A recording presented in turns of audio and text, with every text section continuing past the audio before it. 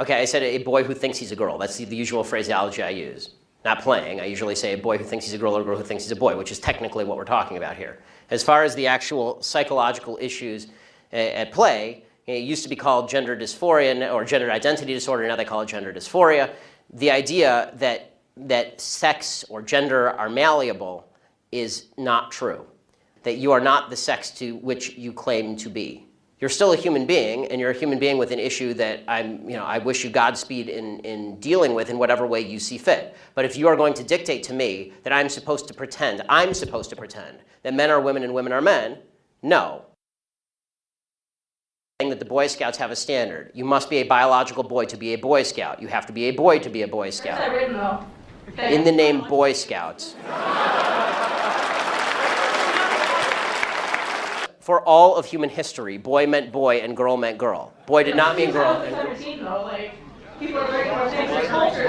And if I call you a moose, are you suddenly a moose? Okay, if I redefine our terms, no, you are, okay? Because you're young enough that it's probably not insulting to ask you. So I'm 22, so I'm probably young and naive, right? No, why aren't you 60?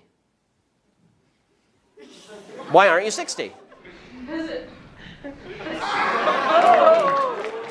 And why can't you identify as 60? What is the problem with you identifying as 60? It's not the same as gender. You can't just... You're right. Age is significantly less important than gender. You can't magically change your gender. You can't magically change your sex. You can't magically change your age. You can still legally change it. People recognize... You can't legally change your age, by the way.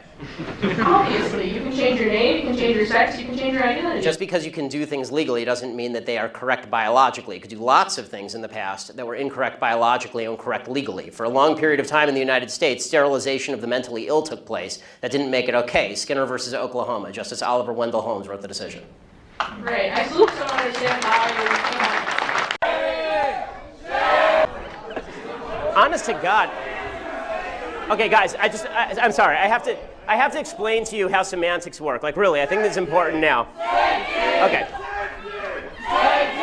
You're so boring. You're so boring. Okay, so let me explain to you something, okay? If you're gonna pick a chant like shame, who, me? If you're gonna pick a chant like shame, watch Game of Thrones first. The bad guys shout shame.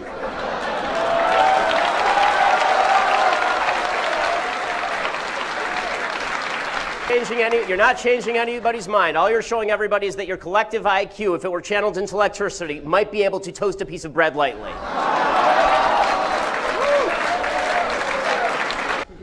So, social justice is an oxymoron. Okay? If a guilty man is acquitted because he's the right race, that is anti-justice. If an innocent man is convicted because he's the wrong race, that's anti-justice. Social justice, however, suggests that your group identity, your identity as a person, relieves you of individual responsibility to be a decent human being. So you get to interrupt lectures if you're the right race or if you're the right gender or the right sexual orientation. You get to do these things without punishment because, after all, that's in the nature of social justice, group justice. We don't hold you responsible for your individual actions. You get extra points in heaven because you were born with a certain skin color or sexual orientation.